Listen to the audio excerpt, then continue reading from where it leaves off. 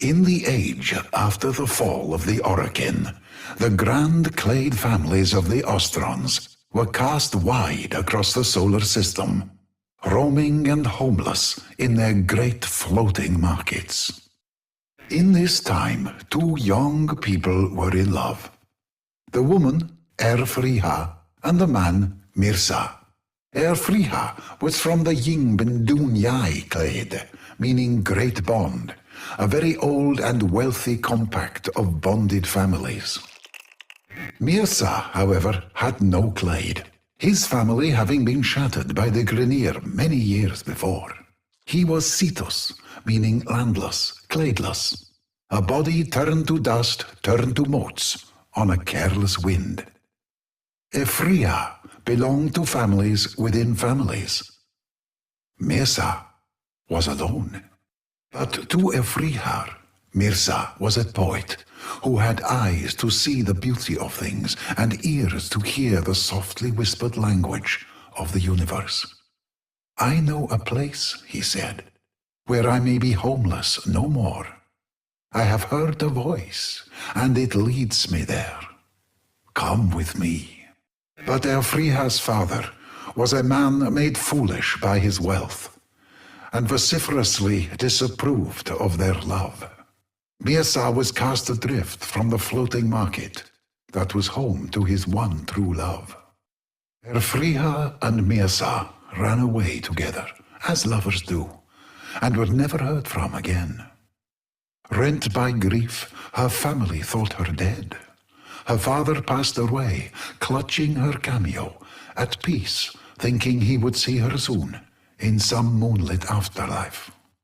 Decades later, ships entering ancient Earth's orbit were hailed from the planet's poisoned surface by an old woman's voice, gentle and knowing. Traders would call for her, greet her, offer the latest news on their families and lives, but never did they learn anything of this woman, save that she had a husband and they were somehow happy living on the toxic skin of that hostile world. The old woman would always ask those travelers of news of the Yingbindunyai clade. Yingbindunyai junkers came searching for a sign of their missing daughter. The frail voice of their long-lost child reached out to them, and there was much joy.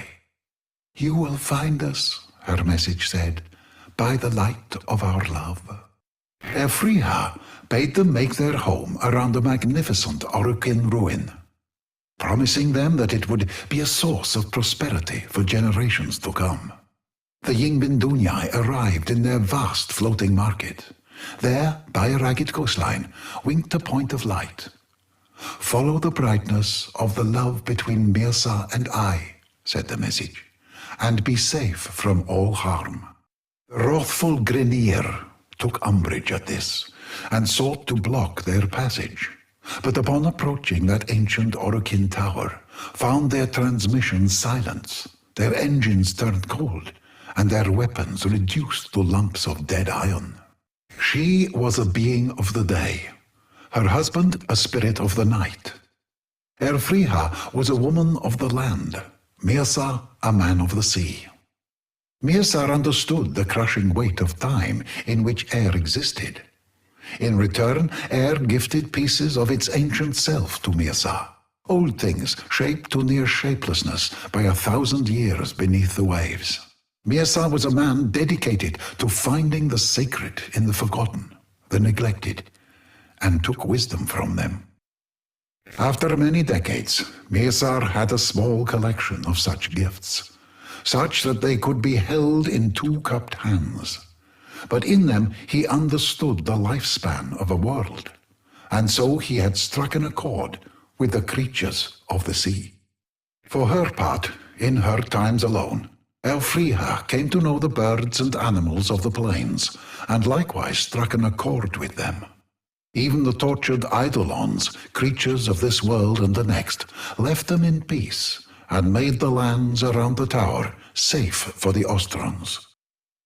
At the center of this place was the tower, and within the tower was the Unum, the voice, the force, that had called Mirza and Elfriha there so many years ago for this exact purpose. But the Unum is a being for another time, and another story.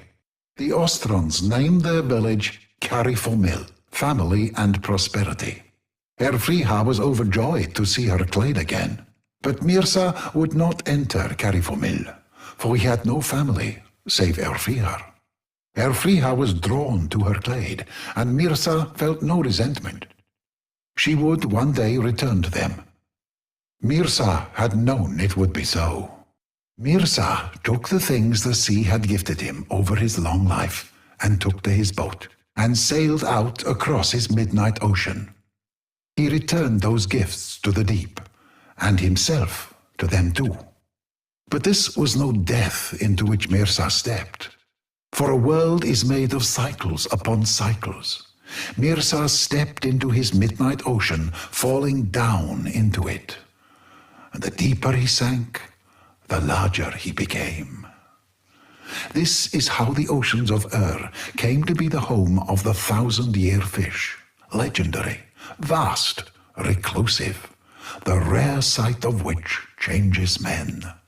One of the great ancient spirits of The spirits of the land felt Elfriha's sadness, mad with grief for the loss of their friend to the spirits of the sea. The accord broke down, the animals and eidolons returning once more to wildness. And so the people of the clade, Yingbin Dunyai, rebuilt the great Oricon wall that had, in centuries gone by, ringed their gleaming tower, and never again ventured out at night. The villagers decided as one that their home would no longer be known as Carifamil, family and prosperity. From that day forward, it would be known as Cetus, landless, of no one clade, home to any who are blown as dust on the wind. Elfriha lived there the rest of her days, and for the remainder of her nights she held vigil atop the walls of Cetus, looking to the sea, and, some say, occasionally catching sight of a great fish, like an island in a midnight ocean, looking back at her with love. It is said that Mirza continued to watch over the deep, as he had always done, and Elfriha the land. Often she would stand by her husband sea, speaking in the language only those bound at the soul can know. When the day came and Elfriha passed from the world, her family buried her on the land. A great fish watched from the sea and kept vigil over her for 10 days and nights. When it sank beneath the waves, it was never seen again.